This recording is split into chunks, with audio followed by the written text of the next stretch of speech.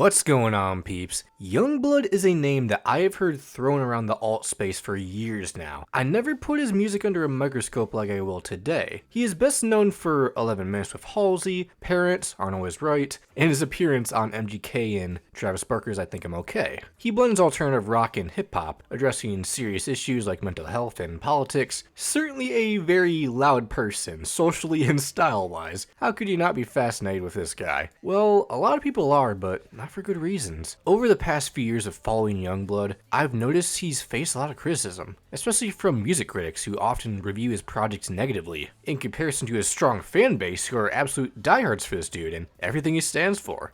You saved my life. No, you saved your own life. I didn't save your life. You saved your own life. No, you saved your own life.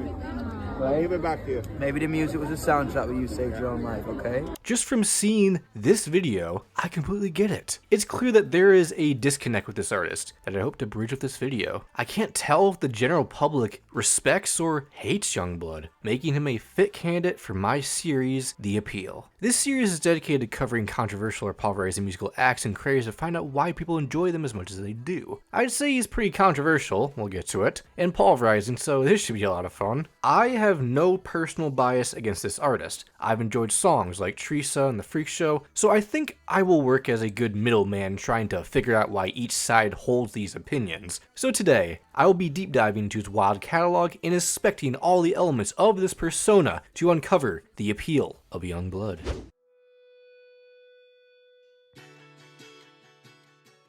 Dominic Richard Harrison was born on August 5th, 1997 in Doncaster, South Yorkshire. He is currently 27 years old. His parents gave him a ukulele just days after he was born. His dad ran a guitar shop, and his grandfather played in the band T-Rex. So music was a destined path for him, being influenced by Eminem and Arctic Monkeys, also being inspired by Lady Gaga, My Chemical Romance, Avril Lavigne, Nirvana, Freddie Mercury, and the Sex Pistols. At 14 years old, he got involved with a short-lived five-piece Doncaster band, The Absolute, in 2012. The band only released one self-titled EP and busked until dissolving in 2014. But this wouldn't be the only venture he'd have. He briefly acted as Matt on 2015 soap opera Emmerdale, in Oz in Disney's 2016 British teen show The Lodge. It wouldn't be long until he realized acting didn't show who he really was, so he turned back to music to express himself in a generation that wasn't being properly represented. At first, he went solo, performing under his real name, working with a management team and wrote songs he didn't truly believe in, using an American accent in hopes to break out of the industry. He eventually parted ways with that team, which meant songs like Miss Those Days were never officially released. Instead, he kept performing live and focusing on finding his own voice. Later, he met a new manager at a gig that brought in his business partners as well as Maddie Shorts, who didn't like his music at the time. So he used his critiques to improve during this period called The Month. He wrote a lot of poetry and came up with his own personal brand and identity. Harrison started referring to himself as YUNGBLUD, a play on Youngblood, because he was the youngest artist signed there. Once Shorts liked his new songs, he agreed to manage him. In 2017, he signed with Locomotion Entertainment, which also connected him to Geffen Records. Geffen is a part of Interscope Records, which is owned by Universal Music Group. Soon his producers came together to work on material in the studio. His debut single, King Charles, released on April 7, 2017, followed by I Love You Will You Marry Me and Tin Pan Boy throughout the year, as he built momentum online and through the UK. His self-titled debut EP arrived on January 19, 2018, which included those earlier singles. This same day, he released Polygraph Eyes from the EP, which stood out for criticizing lad culture. His debut album, 21st Century Liability, released on July 6, 2018. Commercially, it wasn't a big success at first, but as he continued to grow in popularity, it became a cult classic across the pond, being certified gold. In August 2018, he put out a music video for Falling Skies featuring Charlotte Lawrence, part of the 13 Reasons Why Season 2 soundtrack that ultimately gave him more exposure from a global audience. From September 2018 to April 2019, he toured for his debut album from the US to the UK. On January 17, 2019, he dropped Loner. A month later, on February 14th, he released 11 Minutes with Halsey and Travis Barker, his breakout song, reaching number 1 on the Billboard's Bubbling Under Hot 100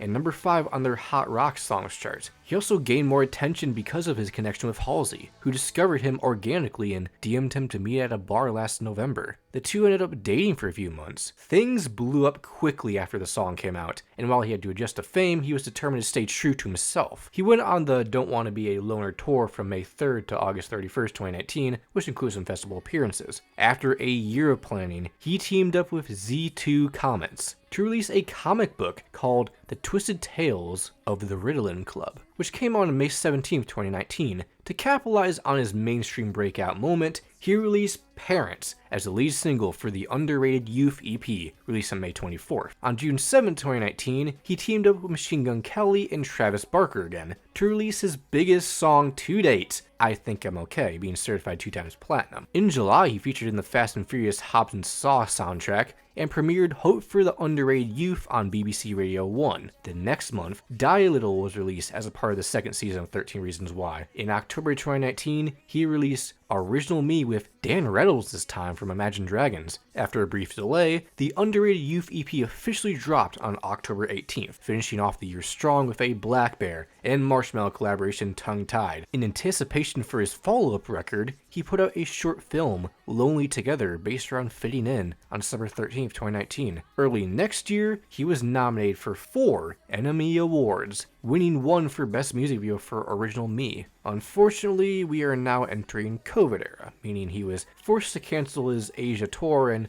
Coachella was also postponed. After all his shows were cancelled, he struck up the idea of a YUNGBLUD show in 3 days, to give his fans a concert-like experience virtually instead, live streamed from his iPhone with the help of the production company Beehive LA. To feed his starving fans in the meantime, he put out Weird, which would ultimately be the title track of his sophomore record, arriving on April 22nd, 2020, with the second single Strawberry Lipstick following in July. In August, he revealed the album title, inspired by Rachel Zegler's favorite word. On September 17th, he shared the cover art track list and third single, God Save Me But Don't Drown Me Out, and the final single, Cotton Candy, came out on October 9th. On September 28th, YUNGBLUD announced a virtual fall tour called The Weird Time of Life through Moment House, followed by the announcement of the in-person Intimate as Fuck tour set for 2021 with venues opening up again. Due to shipping issues regarding the pandemic, Weird was delayed to December 4th, so everyone got to hear it at the same time. Luckily, it was a charting success, debuting at number 1 in his home country and being certified gold there, while reaching charts across the globe. Immediately as the new year of 2021 arrived, YUNGBLUD locked in to produce his 3rd record. He didn't waste any time, clearly, stating in April he was sitting on 2 new albums, unsure about their release. Instead, he continued to do various shows, teasing new music, judged for the 2021's Vans Musicians Wanted competition, and produced his first short film based on the song Mars from Weird. I do fear that the long break between albums kind of messed with his momentum. However, The Funeral would be his lead-off single for his 3rd album on March 11, 2022, after teasing it through cryptic social media posts with Ozzy and Sharon Osbourne making an appearance in the video. The second single was a team-up with Willow, Memories, following on May 6th. On May 17th, he released All the Details You Need, before creating anticipation with Don't Feel Like Feeling Sad Today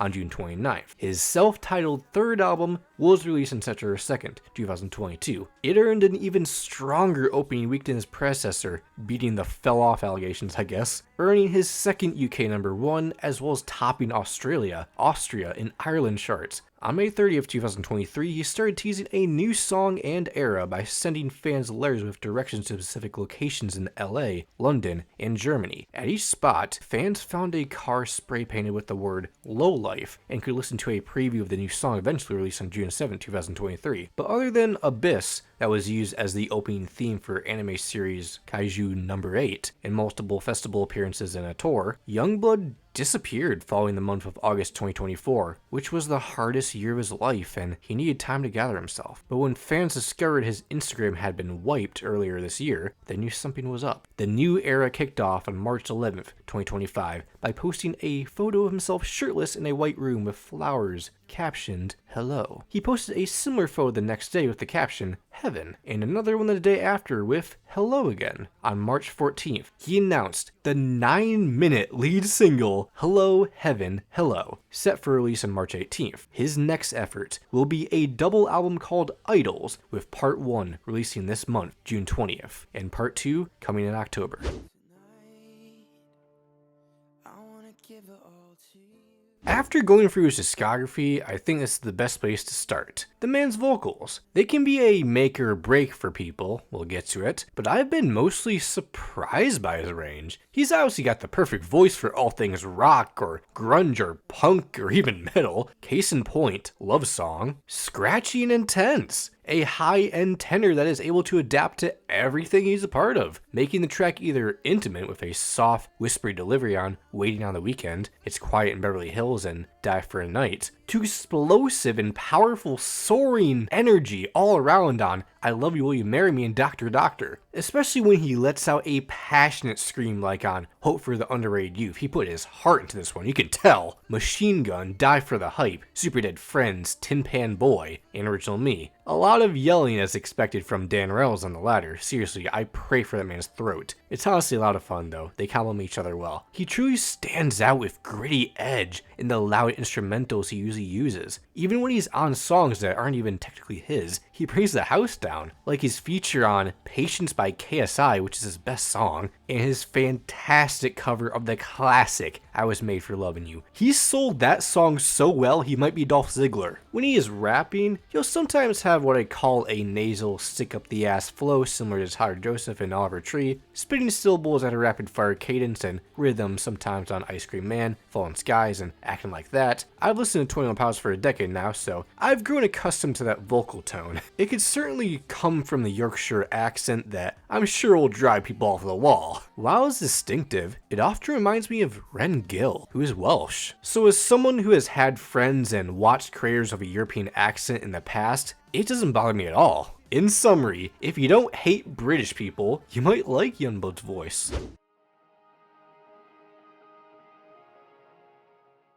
Going into the average Youngblood song, expect it to be loud and in your face. What I'm saying is that every song will go off live. Youngblood is obviously musically talented himself. He can play guitar, piano, drums, bass, and tambourine. He has self-produced a few songs himself, especially on his most recent material like Self-Titled. I always give points to an artist having their hands in about everything involving the song. Thankfully, the tracks don't all sound the same or blend in with one another. There are times when he switches up from the usual intense pop punk grunge rock sound with funky bass lines for something more acoustic like Die for a Night, 80s new wave on The Funeral, and most of Self-Titled, Britpop with touches of Arctic Monkeys on Lovesick Lullaby, synthpop with trap elements on California, and chaotic punk rap straight out of the late 80s on 21st Century Liability. There are cases like Love Song and his cover of I Was Made for Loving You, where it starts minimal before building into something massive, so it becomes unpredictable what he'll attempt next, especially when he's producing his own Bohemian Rhapsody on The Freak Show, with multiple instrumental switches of 4 key changes, 5 time shifts, switching between minor key and major key until the dramatic finale, as well as his most recent effort, Hello, Heaven, Hello, a 9-minute progressive rock banger that has to be his greatest work. I respect an artist willing to step out of his comfort zone, continue to surprise his fan base, and keep them on their feet expecting something fresh. I still do like his usual punk sound. Hope for the Underrated Youth has a thunderous punk instrumental with occasional trap elements that is an instant highlight in his catalog. Mars is a great power ballad, and Acting Like That with MGK has a driving pop punk groove that Travis Barker kills as always. I low-key miss the pop punk revival of the pandemic era. Then there's Tissues that samples the drum beat of Close to Me by The Cure, with the synth guitar towards the end sealing the deal. Breakdown is a neat drum and bass experiment. Sex Not Violent and Weird have great guitar solos. I think the beat selection combined with Youngblood's energetic voice is a guaranteed good time that will have you passing out from exhaustion.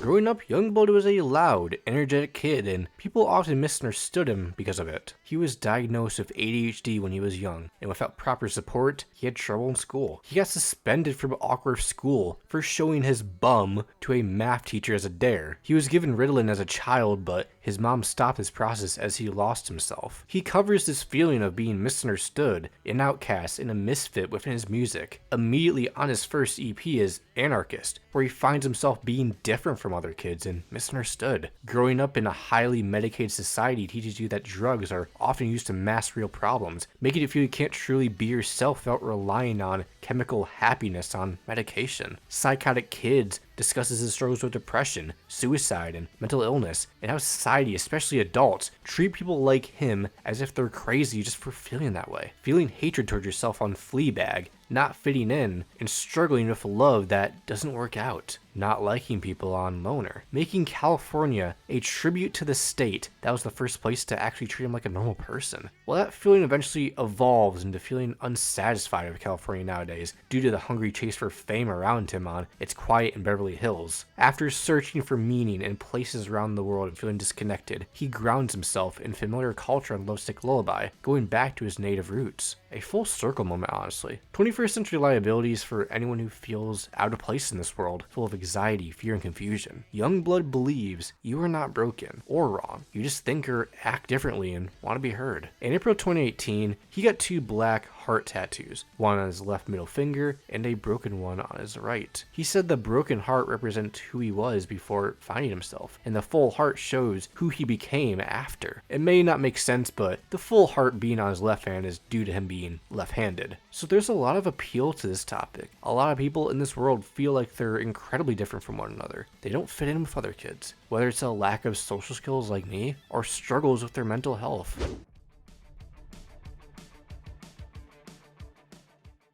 Your mental health matters. Youngblood has struggled through anxiety, depression, insomnia, and 2 suicide attempts, but he's still here with us, selling out shows across the world and making the music he's always dreamed of. He documents his struggles while also providing hope and guidance. Kill Somebody and Die a Little explores the darkest part of his mind, and it helps talk about mental health feel easier and more approachable, facing and speaking to darker parts of himself he dislikes, struggling to face the darkness in your life on Breakdown, the feeling of going crazy on Mad, a plea for salvation without being overwhelmed on God save me but don't drown me out, wanting love and meaning but not wanting to follow the harmful, fake ways of others on Cruel Kids. Original Me with Dan Reynolds of Imagine Dragons is accepting and embracing who you truly are, even with all your insecurities, like on Charity and Hello Heaven Hello. Apparently Youngblood thought when he got this call from Dan it was a prank. I cry too as Youngblood comforting a male friend that it's okay to show emotion because he does too. Sweet Heroine is about someone who helped him through a very tough time. His own version of the Lazy song is Don't Feel Like Feeling Sad Today. He just wants to sit in his bed and jam out.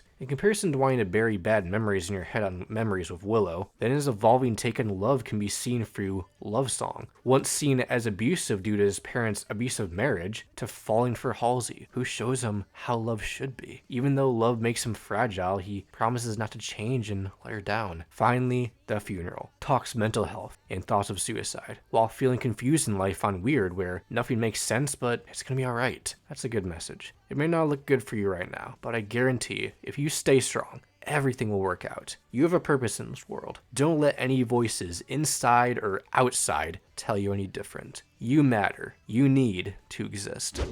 She was only 17, had the saddest pair of eyes that you ever seen. If you couldn't tell, I think his writing and the purpose behind his songs are his greatest strength. Even his biggest critics could agree. Activism is practically a large part of his brand at this point. I mean, he pretty much got quote-unquote murdered for speaking out too much, as you hear on Eulogy. Even outside the music, you'll see that Youngblood took part in the 2018 March for Our Lives rally against gun violence, joined Halsey at the 2020 Black Lives Matter protest in California after George Floyd's death, and spoke out in support of protests in Iran following the death of Mahsa Amini during his 2022 Firefly Music Festival performance. He promised to give £1 for every download of his song Breakdown to mental health charities Mind and Sound Mind Live. He painted a rainbow on a street in Warsaw to stand against Poland's anti-LGBTQ laws. He also became a guest editor for a special edition of The Big Issue, focusing on problems faced by marginalized groups and helping them get a voice. There are more efforts from Dom out there to uplift the underrated youth, including his music. King Charles uses King Charles I of England, whose clashes with the Parliament and the public led to a civil war, as a stand-in for today's world leaders who ignore their people, especially the youth, and care more about taking their money through taxes than actually leading or helping them. Tin Pan Boy calls out the corrupt music industry for taking advantage of new artists. He compares them to spoiled kids who always want more and don't appreciate what they have. Polygraph Eyes is taken from the viewpoint of a dirtbag, sex-obsessed male taking advantage of a woman, pretty much a critique of lad culture over in the UK. Die for the Hype is a critique of people who seek validation going against their values just to stay relevant and be a part of what is popular at the moment, resulting in oppositions being crucified like Jesus. Machine Gun attacks the government for the rise in shootings, which they blame on mental health. Brain Dead bashes people spreading unfair hate in today's world and feeling like if you're gonna fill your head with that negativity, you'd rather not think at all. His biggest solo hit, Parents, calls out selfish, harmful adults who mistreat and control younger people while acting like they're better or wiser, with a hopeful encouragement that if young people stick together and see through the lies of those in power, they can stand up and fight back. Hope for the Underage Youth is about freedom of speech and the belief that the future is bright because we have a place in shaping it. Other great messages are the unfortunate case of losing friends to drugs on Super Dead Friends, explaining that the high isn't worth losing your life for the people you care about. You can have fun and feel free, but also you have to be careful. Ice Cream Man uses the idea of ice cream vans tricking kids to talk about people who oppose him. They make things look nice and inviting, but really it's a trap to catch people like him and stop them from being free to express themselves. At least we know he's anti-incest. Alabama listeners were offended. The Boy in the Black Dress is about the challenges people face when they don't fit into typical ideas of gender. Finally, Mars. Inspired by a transgender fan Youngblood met in 2018 whose parents didn't accept her at first, but after she took them to his show and saw the support from the community, they began to accept her as their daughter. This song even led to a short film with the same name being produced on October 17th, 2022, about a 16-year-old trans girl, Charlie Aquister, living in Blackpool. One unforgettable night, she takes an important step towards accepting her true self. I don't want to spoil anything else. Go watch it for a touching story.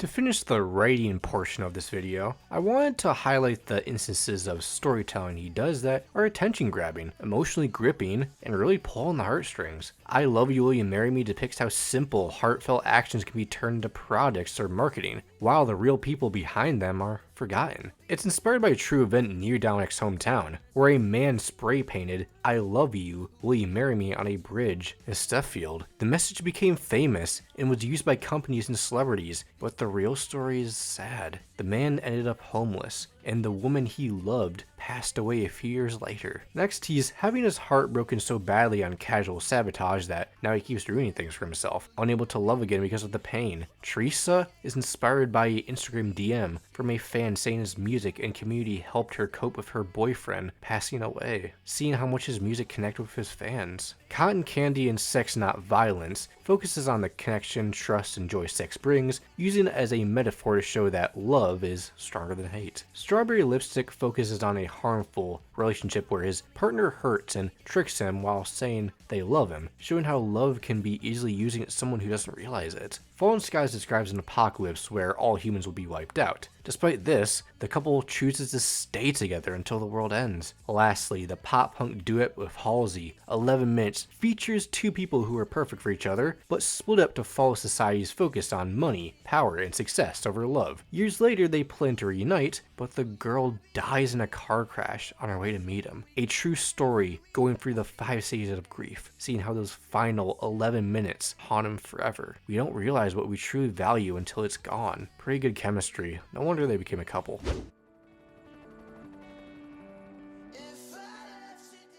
YUNGBLUD absolutely adores his fan base, the Black Hearts Club, as you can hear on It's Quiet in Beverly Hills, and they also adore him, for a reason. They completely resonate with the songs he writes. He tries to be as active with his fan base as he can be, whether it's replying to fans on social media, sending them letters, setting out mysterious posters around the globe to pique their curiosity behind the meaning, making sure as many fans as possible get the chance to speak with him in person, following up after those meet and greets to check on them, projecting the message "there's hope for the underage youth" onto the side of the House of Parliament in 2019, ensuring his live shows are a safe zone for everyone, sometimes inviting them on stage, and of course, giving a voice to the voiceless. During the pandemic, he hosted the YUNGBLUD show on YouTube from March to June 2020, featuring friends, music, and fun segments, described as a rock and roll Jimmy Kimmel. He also hosted the YUNGBLUD podcast on BBC for about a year, where he talked with fans and friends about topics like gender, mental health, and identity. In 2021, NME said it drew the most young listeners in BBC Sounds. There are thousands of clips of him just being lovely to fans. He may look a bit freaky, but his heart is pure. This is a side of YUNGBLUD critics don't always see, so I felt like showcasing it here.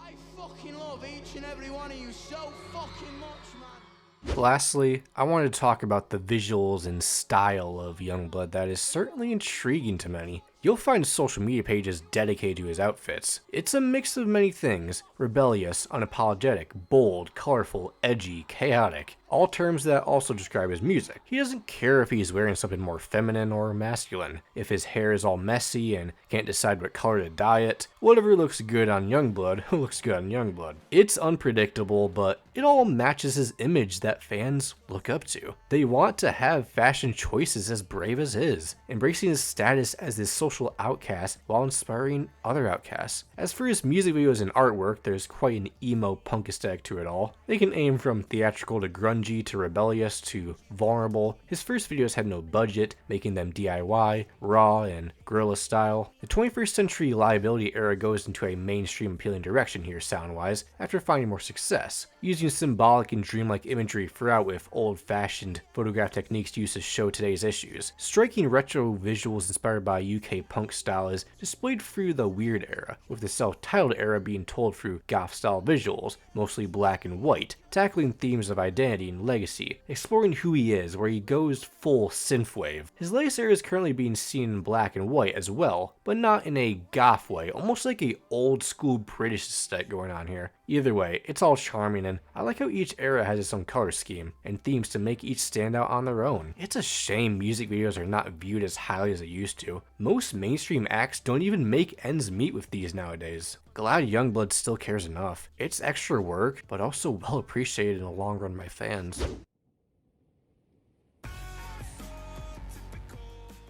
He has a beautiful voice, he's so creative and is so kind and loving to his fans. We're a community who supports each other and he represents love and acceptance. He's passionate about his music and bears his soul. He's so open and vulnerable, which can't be easy, and his transparency means the world because so many people feel seen and heard through his lyrics. His connection to fans is the ultimate cherry on top, but it's the raw passion in his voice that drew me to his music in the first place. I really love his punk style clothing. You often hear that a person's accent leaves when they sing, but his stays. Kind of funny. He's so sweet to his fans, his stage presence is very fucking cool. Like Billie Eilish, the different hair colors are iconic. I don't know what about his music sets him apart. I mean, I'd say the sound isn't totally authentic, but at the same time, I can't find anyone that sounds like him. Some of his songs are cheeky, makes me smile. Hello Heaven was a fucking masterpiece. The guitar and bass in every song is a godsend. I came across him back in 2018, just after Medication was released, right before I left the school I was in, and it was the only thing me and my sister had in common. The only thing we ever got along with was listening to his music together. He was ultimately my first step into rock music. I've seen him live 3 times, each with different people. I don't talk to some of those people now, but I'll never forget sobbing my heart out for the first time I heard Mars live. Even though I'll never see them again, I'll never forget the people I met there too. I've been to too many concerts and I've felt so connected to the people around me. YUNGBLUD has always been a symbol of connection to me. I've cried into a stranger's back in this crowd, and I don't think I could do that anywhere else. Moreover, he was the soundtrack of my teenage years. I turned 18 in a few months, and I've listened to him through all those years. No matter what happened, I always had a song of his playing in the background. 4 years ago, that song was Super Dead Friends. 3 years ago, it was Charity. Since then, it's been a love song quite consistently. I hope that doesn't change anytime soon. I rediscovered him in 2021 and 2022, and at the time I was going through a major shift in my life, as well as a horribly toxic relationship engagement, and just really looking externally for belonging and validation when I really should have been looking internally. But I really wasn't ready for that yet, and a lot of his work at the time really spoke to that and helped me not to feel so alone. Then Mars came out, and then I discovered Polygraph Eyes, and my perpetual favorite, Parents. Parents really was like the first song by him I actually listened to, and it really made me feel like him as an artist. And then a couple years later, his Funeral album came out, and My Funeral and the message behind that whole album really cemented him as an artist I'd really like to listen to. Sweet Heroin really hit home for me as an addict. 14 years clean from heroin and 3 years clean period. I was never quite able to describe how heroin made me feel compared to other substances I was either forced to take or did willingly, but that song, and Demi's Dancing with the Devil, really hit home for me. Then Low Life and Hated, and now this Hello Heaven Hello era. I'm so excited to see him change and grow and develop. That's why I like him. He's real, he's authentic in his messages, he's openly queer and polyamorous, and he's a choice that Halsey doesn't seem to regret. Halsey's the first person that kind of led me to him when they was with him. I believe after G-Eazy, or maybe in the middle of that whole debacle. They went through hell, but I'm glad both Halsey and Dom are better for it, even after the romantic relationship with each other ended.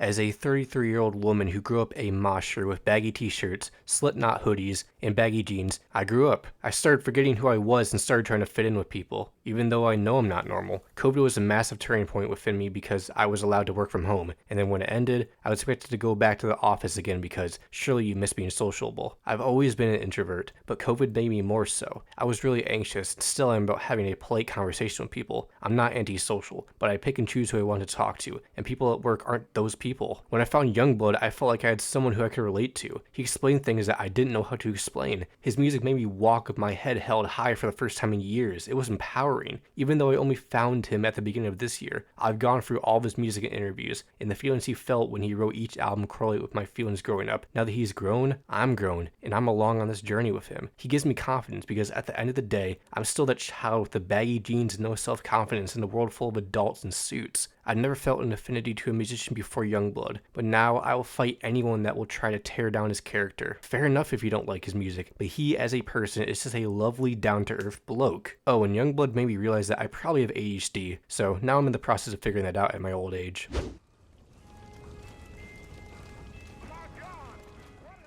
Now it's time to address a few reasons why people aren't so fond of YUNGBLUD. One of the reasons is pretty prophetic, but it is sadly fairly common among critics. His accent. Critics have mocked his Yorkshire accent and how he uses it in a dramatic way. Some even claim he's faking it to put on a show. Another common critique, especially on music reviewing sites, is being edgy or fake deep or cringe, coming off as forced and gimmicky. His quirky, over-the-top, in-your-face persona can be seen as fairly tryhard, theater kid core, and inauthentic. Heck, his appearance as a whole has been judged and mocked. He just looks weird to outsiders. You wonder why he named a album after that phrase. Those blokes over in the UK are vicious, mate. Due to the fact he is so outspoken about his beliefs, people that disagree with him politically are obviously going to have another reason to hate. What I'm trying to say is that a lot of reasons people don't like him are either subjective, which is fair, or blatantly ridiculous. I have critiques of his work, but they don't involve his appearance, nationality, or politics. There are hooks, especially in his early work, that I just found unpleasant. Anarchist, for example, I just found that to be really annoying and unbearable. Die for the Hype is this weird explosion, in-your-face fusion of pop trap and rock with a screeching chorus that doesn't land for me. Low-key pretty overproduced, not a fan of the pitched up sample. 21st Century Liability also had samples that are a bit too much. One generally sounds like 645 AR.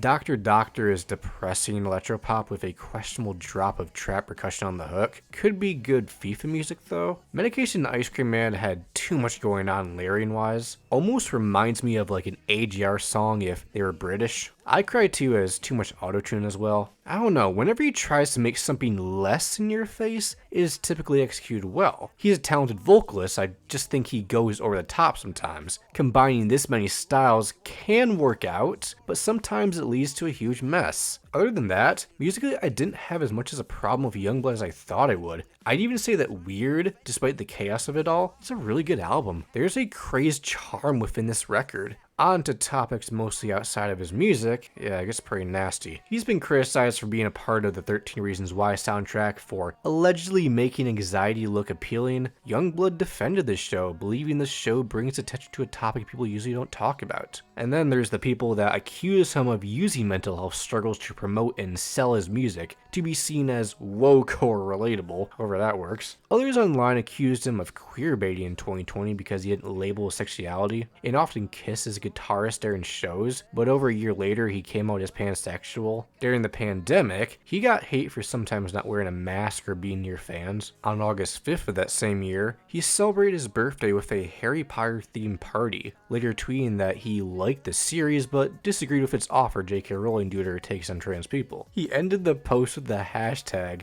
Trans Wizards Matter, which upset some trans fans, although he apologized after being called out. Finally, in 2024, YUNGBLUD founded his own music festival, Bloodfest, that took place on August 11th, 2024. Thousands attended the National Bowl in Milton Keynes. However, one fan fainted from the heat before even getting inside, and others said the long entry lines made them miss several performances. Other than these incidents, the event was well received. I don't know about y'all, but while he has made a few dumb mistakes as every artist does, and sure his music isn't for everyone, YUNGBLUD doesn't deserve as much hate as he gets in my personal opinion. He deserves an apology. I hope the sound of this upcoming album gives him the respect he deserves in the music world. It might not become his most commercially successful release, but it could be his most critically acclaimed. I almost want to do a video itself on this double album he plans to put out. I have loved the singles thus far. YUNGBLUD is a weird artist, and he knows that. It was great going back in time to where things all began to see how he went from a misunderstood, mentally ill kid to a global rock star that rules every stage he goes on with powerful vocals.